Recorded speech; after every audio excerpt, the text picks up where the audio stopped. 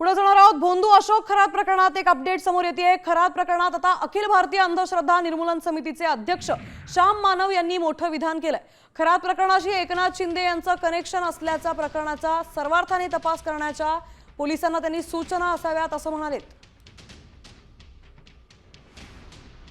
अशोक खरात नावाचं हे प्रकरण सगळे तुमच्या माझ्यापर्यंत महाराष्ट्रभरात पोहोचलं.